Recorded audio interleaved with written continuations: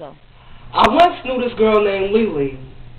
Now Lily was flash for me. She be having the rawest hairdos and be rocking the newest pair of shoes.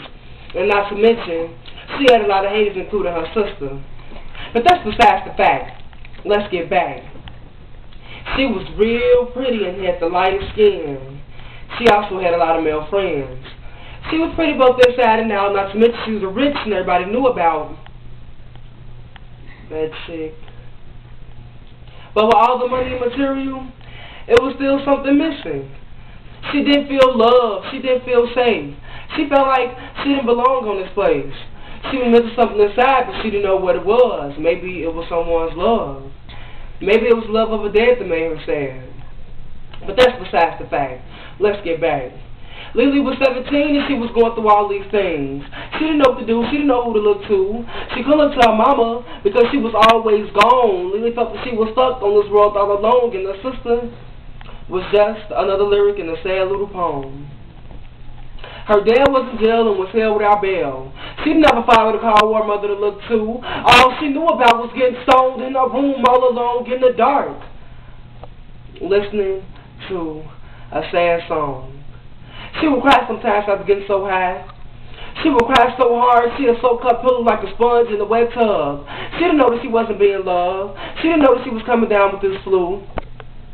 This wasn't any normal type of flu. This flu was symbolic of her life and what she was going through, so she knew what she had to do. She couldn't take it no more. Her father was in jail, locked behind bars, with the real tough thugs, getting that prison love. Her sister was a hater and her mama was never there. She wasn't being loved. She thought love was in drugs. But she didn't know that some of the most rich and famous became drug abusers and suicidal accusers. She thought she found love in the clothes and all, but the type of love she needed, you couldn't find in them all. She thought she was living a good life, but she didn't want it no more. So she went in her room and she held this rope. This rope that was about to choke every word she said and every sin she did. She tied the rope around her neck. All she wanted was to be loved. This rope was the beginning of a sad ending. A sad ending that no one could write.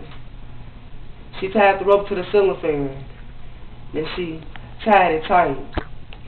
She moved the chair, the rope snapped, and her eyes closed.